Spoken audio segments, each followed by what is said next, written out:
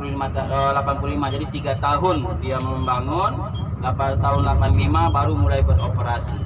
Jadi percetakan Al-Quran ini Bapak Ibu setiap tahunnya lebih kurang 30 juta Al-Quran dicetak. 30 juta Al-Quran dicetak, itu ada yang dijual, ada yang diinfakkan atau diwakafkan, ada yang dibagikan secara gratis. Nah, orang-orang yang berkunjung ke sana dibagikan Al-Quran secara gratis. Nah, nanti insya Allah kalau semoga kita nanti bisa masuk, karena sebenarnya percetakan Al-Quran itu tidak dibuka untuk umum. Tidak dibuka untuk umum, dia terserah mereka mau buka atau tidak, suka-suka mereka. Artinya kalau mereka ada kesibukan tidak memungkinkan untuk membuka percetakan Al-Quran, mereka tidak akan buka dan tidak berizin untuk orang masuk ke dalam. Nah, semoga hari ini kita bisa masuk ke dalam, kita melihat proses percetakan Al-Quran, kemudian nanti keluarnya akan dibagikan satu orang satu Al-Quran. Nah, yang dibagikan Al-Quran itu nanti bukan sebagai pajangan, bukan sebagai kenang-kenangan, tapi untuk bisa kita ambil manfaat atau kita baca dan kita tadaburi Al-Quran yang sudah diberikan oleh mereka.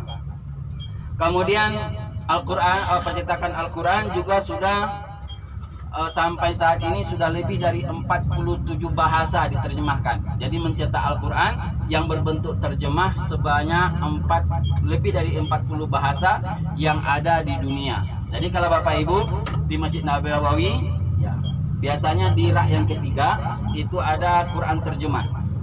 Ya, ada rak Al-Quran Masjid Nabawi.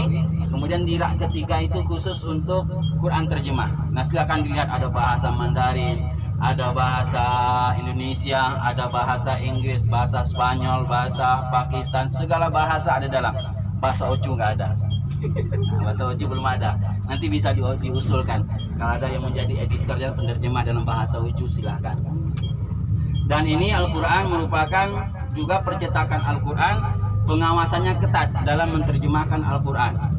Karena Al-Quran ini kalau diterjemahkan satu kata bahasa Arab itu bisa mengandung beberapa makna. Nah, di sini betul-betul di bawah pengawasan sehingga Al-Quran yang bisa masuk ke dalam Masjid Nabawi atau masuk Masjidil Haram itu hanya Al-Quran yang ada yang dari hasil percetakan Mujama' Malik Fahad. Yang di luar itu tidak boleh masuk ke dalam Masjid Nabawi. Jadi yang ingin berwakaf, nah ini saya sampaikan dari sekarang, yang ingin berwakaf Al-Quran, nanti bisa beli Al-Quran di situ. Ya, nanti bisa beli Al-Quran. Nanti setelah kita masuk ke dalam, keluarnya di sana ada tempat penjualan Al-Quran. Satu Al-Quran kalau nggak salah kemarin 23 real. Nah, silakan masuk ke dalam, beli Al-Quran di situ, mau berwakaf di Masjid Nabawi, beli Al-Quran situ, langsung bawa ke Masjid Nabawi, masuk ke situ. Satu Al-Quran atau dua Al-Quran bisa. Ya, jadi orang yang mewakafkan Al-Quran dia akan mendapatkan amal jariah. Setiap orang yang membaca, kita juga mendapatkan. Satu orang baca Al-Quran, satu huruf dapat berapa kebaikan? Ya, satu huruf itu 10 kebaikan. Orang membaca dapat 10 kebaikan. Kita yang tidak membaca hanya meletakkan Al-Quran di situ sebagai wakaf, kita juga mendapatkan pahala 10 kebaikan. Nah, silakan. Kalau bisa saya menyarankan Bapak Ibu bisa lah bawa ke Al-Quran di sini, kan nggak satu Al-Quran. Nah, satu Al-Quran nggak bisa di sini nanti, atau taruh nanti di masjid. Taruh aja begitu dah. Taruh. Karena dia nanti walaupun diperiksa dia ada waktu-waktunya mereka memeriksa Al-Quran.